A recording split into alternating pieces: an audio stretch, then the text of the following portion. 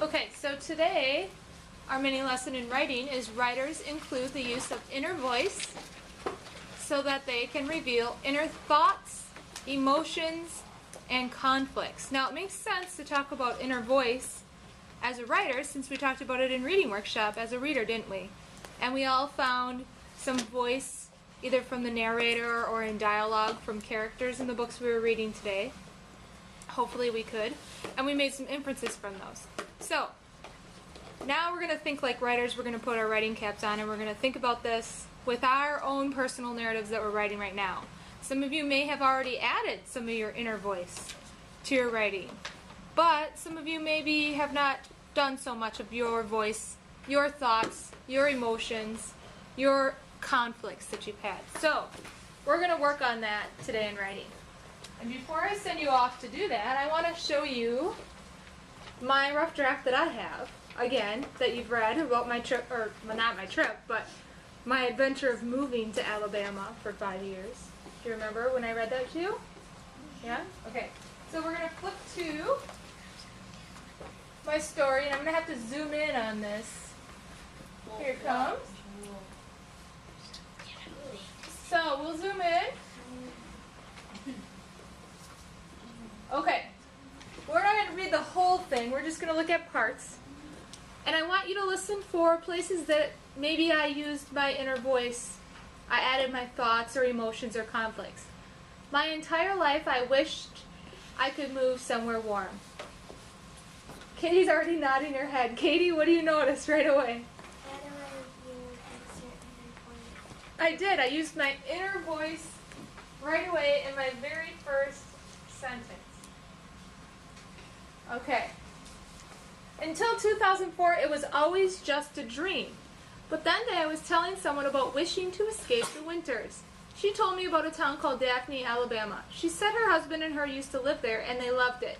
Is there another sentence where I showed my voice in that? Or am I just giving facts? What do you think? Did I add my voice anywhere else? Gabby? Well, Which sentence, Gabby?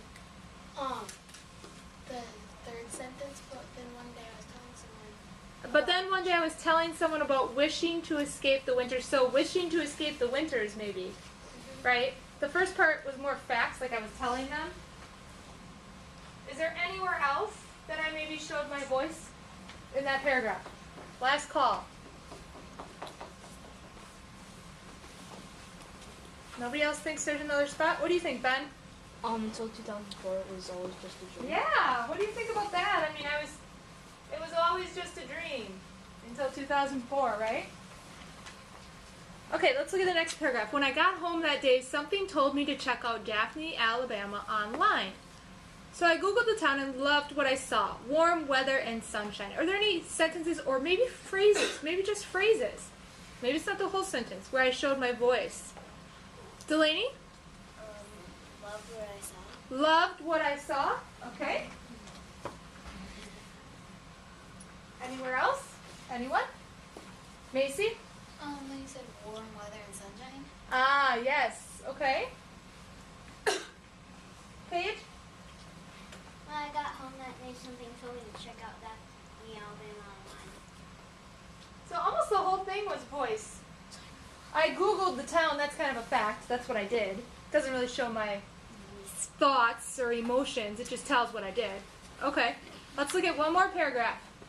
2 months later, my husband and I were taking our 3 kids on an across-the-country road trip over Christmas break to check it out for ourselves. Is that voice or is that facts more? Facts. Okay. The minute we pulled into the town and realized we no longer needed our winter coats in December, we were hooked. The trip changed our lives. We shook hands in the hotel room and agreed that no matter how difficult it would be, we were going to move to Daphne, Alabama. Lots of voice in there. I want you to turn and talk to somebody about any word, phrases, or sentences where you see voice.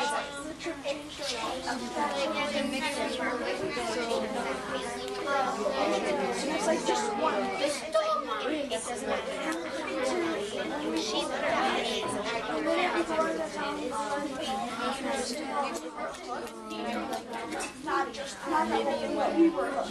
Okay, tell your neighbor thank you. Who has one? I heard lots of good talk. Autumn. That trip changed our lives. That trip changed our lives. I like that part. Definitely voice. I like how short it is. Sometimes when we put our voice in, we just say it real short. What's another one? A word, phrase, or sentence. Kyle? The minute we pulled in the town to realize we no longer need our winter coats, we were hooked. Is it the whole sentence, or is it Just we were hooked? just we were hooked? Did anyone else just say we were hooked? Okay. Where am I? December. By the trip. We were Oh, next to the trip Down. changed our lives. Down. up. Okay, any more? Katie? We were going to We were going to move to Daphne, Alabama. Does that show my thoughts? That. Yeah. I think it's a little bit of both. It's a little bit of both. And, you know, sometimes it can be a little bit of both. You can have a fact with emotion, with voice, can't you? And especially because there's an exclamation mark, or is there two? Oh, there's two. So we really feel voice in that with our punctuation, too, don't we? Okay. Did anyone else talk about a different spot? Delaney. realize we no longer need our winter coats. Okay, so we realized, so we thought, it's like another word for thought, we no longer needed our winter coats, okay? So let's take a look at all these things I underlined, just in the first 3 paragraphs of my personal narrative that I'm writing with you guys. What do you notice? Are there any patterns, or what pops out to you? What do you notice? Jake? That like you want to like hook the reader so they stay in for longer and you put more like of your thoughts in at the end. Okay, so to hook your readers, you can add your voice. Lena, what do you think? Any other patterns you notice? Austin, what do you think? Well, sometimes it's not the whole sentence, it's just phrases in the sentence. Okay, so it doesn't have to be the whole sentence that you're putting your voice in. It can be just a phrase that you add. Macy? It's kind of in the beginning and then the middle and then the end. So I'm adding my voice throughout, is what I'm hearing you say. Is that what you're saying? I'm adding my voice throughout my narrative. Colby? There's one big part like that you underline in the beginning, middle, and end. Like in the middle, in the beginning, says my entire life I wish I could move somewhere warm. In the middle, when I got home, that day something told me to check out Daphne, Alabama. And then at the end, realized we no longer need our winter coats or coats. There's just like 3. There's at least one big chunk of it where it's underlined in the beginning, middle, and end. Okay, so there's big chunks and small chunks. Ben? Most of it is your voice. Most of it is my voice, yes. Okay, and in a personal narrative, that makes sense because it's a memory. So I have a strong opinion about this. If I were writing a historical fiction, I probably wouldn't have as much of my voice in there. I'd have some. Probably not as much. But in a personal narrative, our voice should be all over our writing. So today, I want you to think about, in writing, using your voice to help your readers understand what you were thinking, what you were feeling, and the conflicts you maybe were having as you were going through that memory in your narrative. So go ahead and turn and talk to somebody about how you're going to work on adding your voice today in your writing. I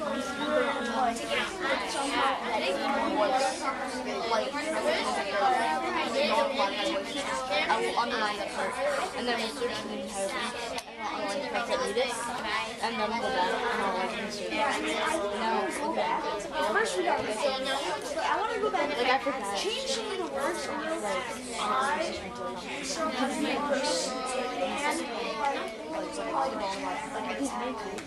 Just like that. He was so smart. More descriptive. All right, come back together in 3, 2, 1.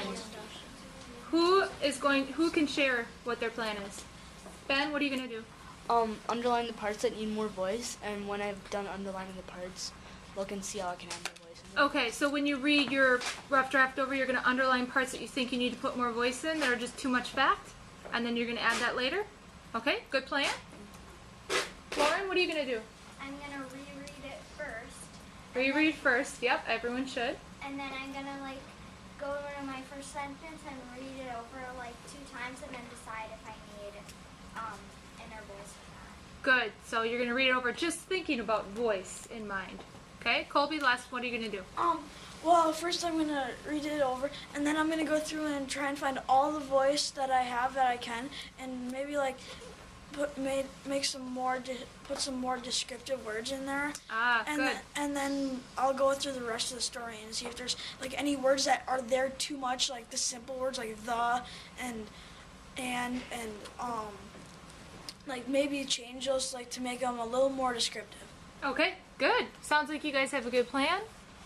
Let's go back quietly so we respect all the writers in the room that need quiet to write.